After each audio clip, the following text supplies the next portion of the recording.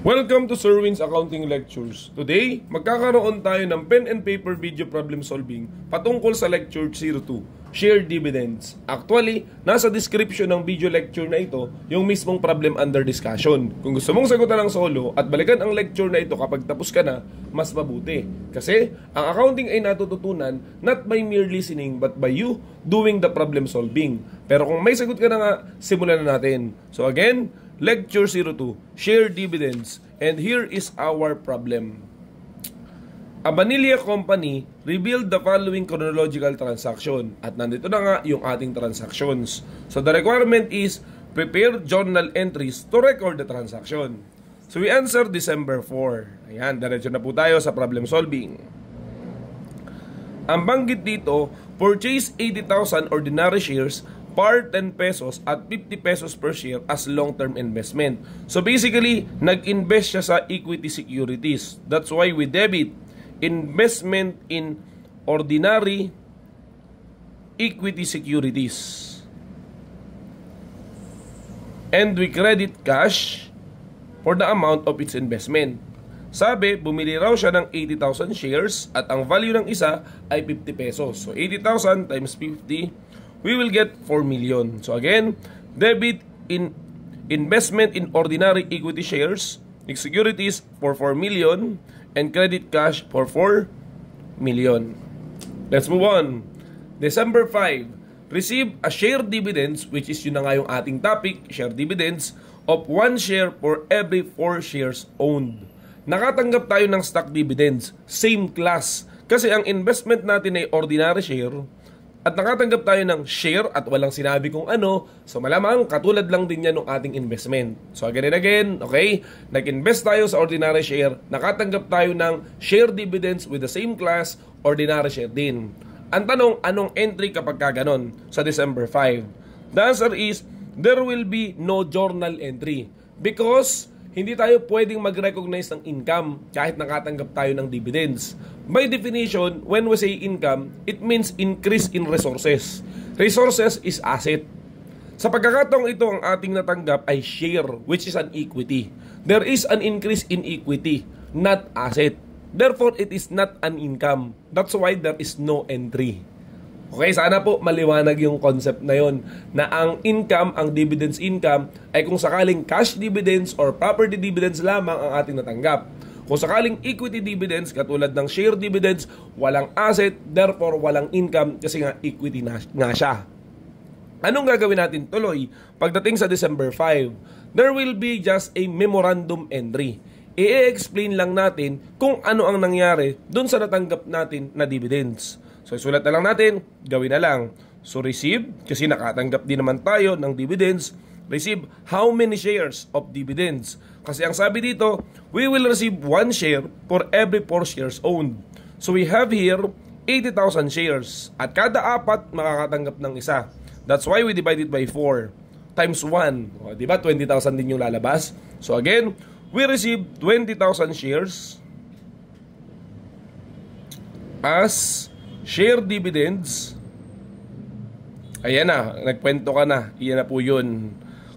Tapos, pwede pa natin dugsungan yung ating memorandum entry para mas maliwanag yung ating paliwanag. Shares now held is 100,000 shares. Bakit 100,000 shares na ang hawak-hawak natin? Kasi diba nung una, we invest or we buy 80,000 shares. Na ngayon, nakatanggap tayo ng 20,000 additional shares. That's why the total shares held is 100,000. Ano pa ang epekto kung sakaling nakatanggap ka ng share dividends? Wala man siyang journal entry, may epekto naman ito sa value ng investment mo. Ang ibig ko sabihin, hindi ba dati 4 million ang value ng investment mo at silang lahat ay 80,000 shares? Kaya nga ang isa, ang value ng bawat isa ay 50 pesos.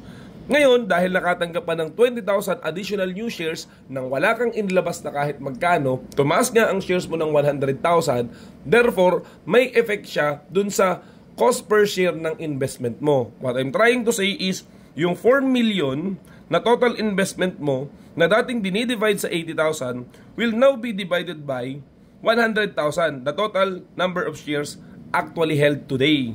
So therefore, the cost per share of your investment will not be 50 pesos, but rather become 40 pesos. Kasi nakatanggap ka nga ng share. Dumami yung denominator mo. Ayan. Para mas ma-appreciate pa yung ating binabanggit, subukan pa natin sagutan yung kasunod. Ang sabi dito, December 12, sold 10,000 ordinary shares at 55 pesos per share. So, ibinenta mo yung shares na hawak-hawak mo. Gawin na lang po natin yung ating journal entry. So, we are going to debit cash kasi nakatanggap nga tayo ng 10,000 shares at 55 pesos per share. Therefore, we receive 550,000 pesos. Ayan. And we are going to credit investment. Investment in ordinary equity securities. Ayan. So, ilan nga ulit ang ating ibinebenta? Hindi ba 10,000 shares?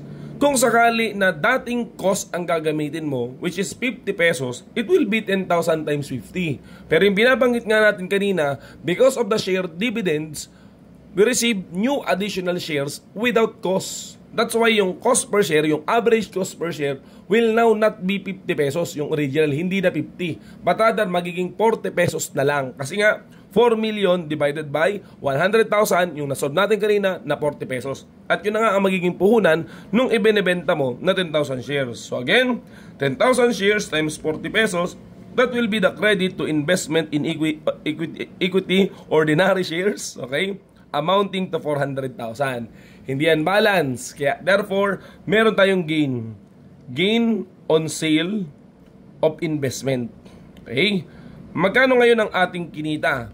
Nabenta ng 550,000 at sa puhunang 400,000. Therefore, may income tayo, may gain tayo 150,000. So, inuulit lang po natin, kung sakaling nakatanggap ka ng share dividends, wala mang income, bumababa ang shares, dumadami ang shares, therefore bumababa ang cost per share. Maganda po ang effect nito kapag ka nagbenta ka kasi bumababa ang puhunan mo per share. Kaya therefore, mas malaki ang kita niya.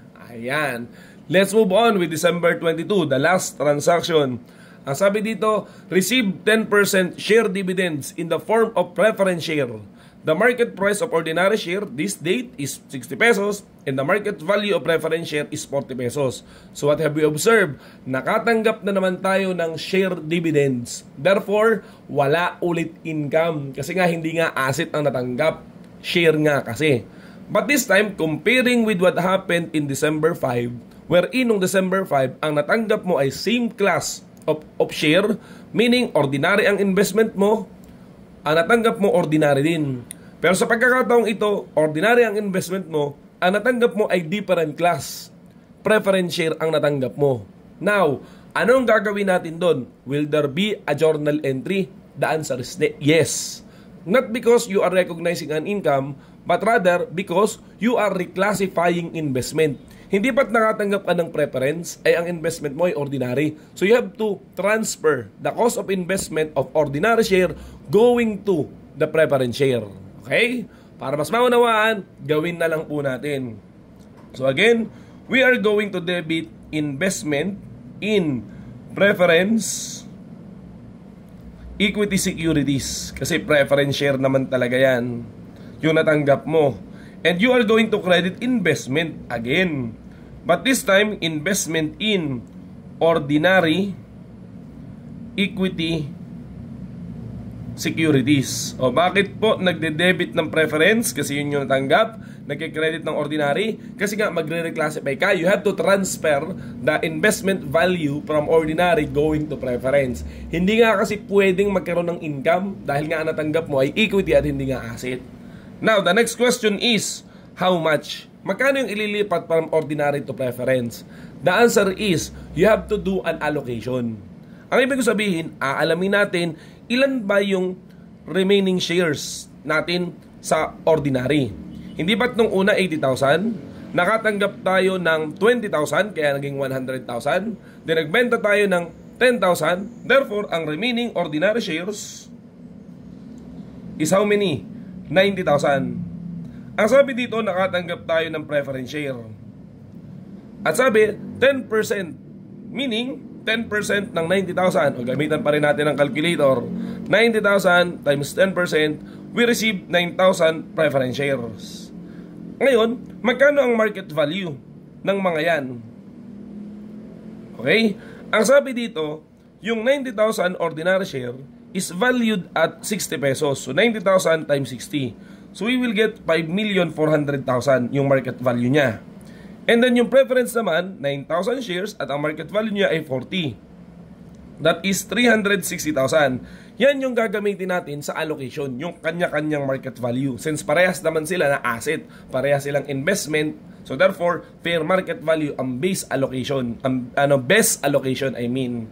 So 360,000 plus 5.4 million, we will get what? 5,760,000. At yan yung gagamitin natin pag-develop ng fraction. So therefore, our fraction would be, para kay ordinary, 5,400 over 5,760. At kay preference naman ay 360 over 5,760. At i-allocate natin ngayon, okay, yung cost ng ating investment. Okay? Sabi dito, ang investment natin nung una, ang value is 4 million. Ayan. Hindi ba't nagbenta nga tayo at nabawasan tayo ng 400,000? So that's why ang i-allocate natin na amount is 3,600,000.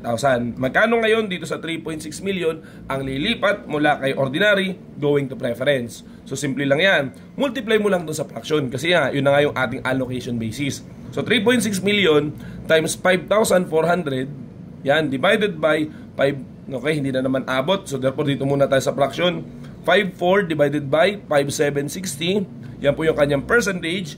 At i-multiply natin sa 3,600,000, that will be the value of our ordinary share, 3,375,000. Ngayon, ito naman preference share, same procedure. Yung fraction niya na 360 divided by 5,760, and then i-multiply doon sa ating base na 3.6 million, so times 3.6 million, so we will get 225,000. At yan na nga yun. Yan yung value ng ordinary share na ililipat mo kay preference share. So again, we debit investment in preference equity securities amounting to 225,000 and we credit investment in ordinary equity securities amounting to 225,000. And that ends our problem. So ano ating mga naobserbahan? Tuwing meron po tayong share dividends, whether that is same class, walang entry, or different class, may entry pero reclassification lamang, wala talagang dividends income na nare-recognize sa ating investment dahil hindi nga asset ang natanggap but rather equity. So yun lamang at sana ay may natutunan ka. Maraming salamat.